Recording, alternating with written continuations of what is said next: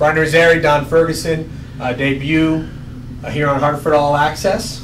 I'm a little rusty because I don't know volleyball too well, but you guys wound up going down the first 2 sets, and then all of a sudden, I don't know what you said to them, but they started, the caffeine probably settled on in, and they started battling on back.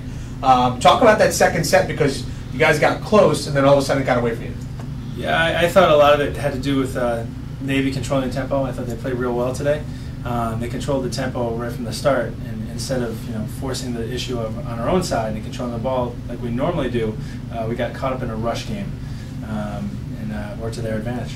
Once you guys won the 3rd set, then you wound up handling the 4th set. So what were you saying to the girls during the timeouts? Because it seemed like early on you were calling timeouts, then all of a sudden Larry felt like he needed to call timeouts because you guys were doing things right. Again, it was just really focused on the tempo and ball control. I didn't feel like we passed real well today. On a 3-point scale, I want to say we passed right around 1.9. And to win consistently, you need to be above a 2-0, and that's just not where we were at tonight.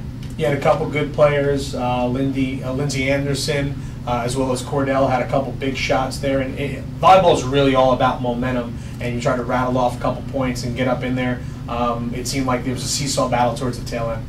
Absolutely. I thought Michelle and Lindsay did great. That was great that we were able to establish the middle, because Lindsay and Jackie Tamburi had trouble connecting earlier this week. But we were missing, our 2 wing attackers, and Cammie Nethersole and Sarita in the first set, and then Sydney following. Now, I don't know if you spoke to the girls just yet. The game just ended just a little bit ago, but obviously the turnaround is going to be real quick, so they need to have kind of a short memory, and tomorrow's going to be a whole other day against Delaware State. So what are you going to say to them in the locker room, saying we need to move forward because tomorrow is another day? Absolutely. I mean, this was definitely a learning match for us. Wednesday we controlled the tempo the whole time, and great ball control. Today we led a team who was really fighting in tooth and nail for every point they got to stay in it long enough to make a run on us. So hopefully we'll learn from this and carry it into tomorrow morning. All right, the Hawks will play Delaware State tomorrow morning at 11. Then they'll have a break, and then they'll wind up going against LaSalle at 7 o'clock. Get more information at HartfordHawks.com.